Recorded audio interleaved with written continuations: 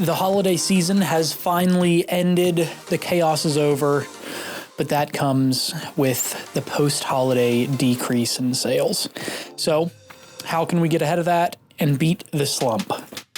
I'm your host, Bradley Martin, and this is Clearing the Way, a resource for small business owners. Hello, humans. I am your host, Bradley Martin, and this is Clearing the Way, a resource for small business. I talk with sales and HR experts, other small business owners, and anyone else that can provide you and I with information to clear our way to success. So let's talk about this. Let's go through a few ways that we can avoid or combat the post-holiday sales slump that always seems to happen. So we've got a couple tips today. Number one, probably the most important, we've got to stay active. Your customers have spent the last couple months, or at least the last month or two, on the offensive. They've been searching for gifts. They've been spending a ton of money, searching for deals on the items that they knew they wanted. And they're probably done searching. Like I said, they've been spending a lot of money. So they're not out searching for things as much. So we need to be proactive here. It's super important for us to stay in front of them. We need to be top of mind when they are thinking about a product, or we need to be the ones introducing them to a product or service that we offer. Because, like I said, they're probably not going to be out searching. They spent the last couple months there's that holiday hangover, or whatever you want to call it, and people just aren't searching for products as much. So we need to remain top of mind. So we've got to be super active on social media. We need to, that is one way.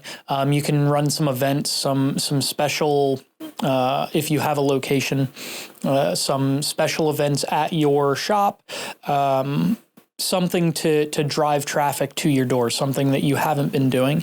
And then another way to do that would be to start advertising or using channels that you don't typically use. So if you don't typically use your local paper or anything like that, maybe try that. Try some of the things that you haven't been doing as much of. Now, be smart about that. Know your audience, and if your audience probably isn't going to use the paper, don't use the paper, but look at where you've been weak and try to improve on those areas, so that we can stay in front of our customers or potential customers. That's number one. Number two, let's keep New Year's resolutions in mind.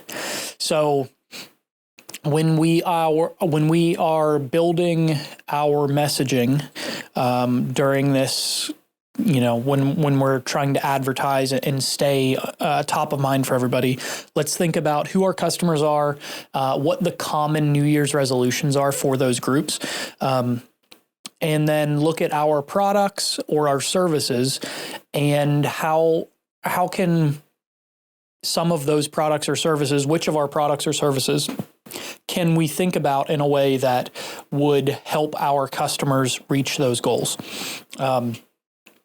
Obviously, fitness things or healthy products, those are super simple.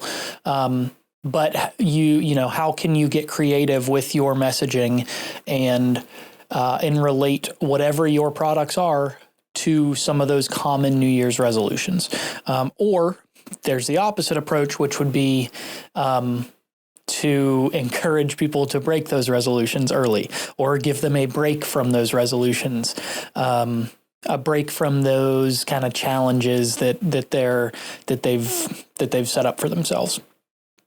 That's number two. Number three, some promos and sales. Now, this one, you've probably been running sales and different promotions all holiday season, so this might be a little challenging for you. You might not have a massive appetite for this, but let's look at ways that we can increase our sales without killing our profit here. What are some ways that we can run sales or start to move some product or services that doesn't give too steep of a discount that it hurts us? So are there some older items that you need to move? Can we run some clearance sales, some clearance events, free shipping? Is that something that you can do to kind of encourage the online shopping? Are there ways that you can offer some bulk pricing or some bulk pricing so that you're encouraging some of those larger sales? And those can work out. Or on the service side, can you set up some type of long-term service commitments that offer some type of a discount there so that you're encouraging those longer-term commitments? That's number 3. Number 4, new year, new you. What are some of the things that you were looking to change or introduce in the new year? So do you have any new products, any new services that you were planning on offering? Anything like that you can, that will just be something new that your customers aren't used to seeing, that you can start to push during these slow months? Anything new like that is going to kind of pull the customers out of that monotonous kind of rhythm that you've placed them in over the holidays, where they're getting a ton of sales. They're used to seeing your stuff. You've been bombarding them with the same products over and over again. Something new can help to drive some additional traffic to you. So do you have any new products, any new services? Let's think about introducing those now. Are you making any changes to any of your products or services? Again, great time to introduce those.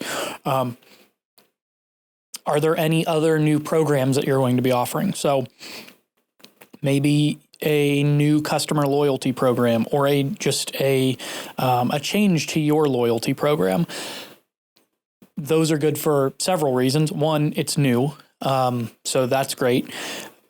But if it's not new, if you're just making some adjustments to that, or just now promoting your customer loyalty program more, then that can help to drive some of that traffic. It can give people a reason to continue shopping for your products or services during this time where they're not really looking to be spending as much money. If you've got a restaurant, can you offer a loyalty program during this time when people might be less likely to want to spend money to bring people to your restaurant instead of the others? So those are just a few things to consider. Super short episode today. I am, making some adjustments here. And I do have some guests lined up. I just need to put the effort into getting everybody scheduled. But that's it for this episode. New year. Wahoo. We're here. If you need assistance getting some of these things figured out, if we're trying to avoid this slump, reach out. Like we've talked about before, if you live in Washington, my job is to help you. So share this with your business owner friends. Don't let them suffer through this winter season with bad sales. Don't let them be stressed about the bad sales. Think about how you can use some of these tools and these tips to avoid the sales slump. Be realistic. The sales are probably going to be lower. You're not going to completely remove that, but there are ways to, that doesn't have to be the case. Let's start there. That doesn't have to be the case, but improving that decline in sales, that's what we're striving for. You don't want to have a great end of the year and then you start this year with something that that puts you at a point where you're actually like nervous about the business. We want to avoid that. And the other thing to keep in mind here, if you are starting to notice, I mean, we're only 3 days into the new year, so you probably haven't noticed it yet, but when you start to notice that, that the sales are not what you want them to be, take your spare time that you've got, not because you're not selling as much, and instead of complaining about it, let's look at how we can improve that. Take some of these things, get creative.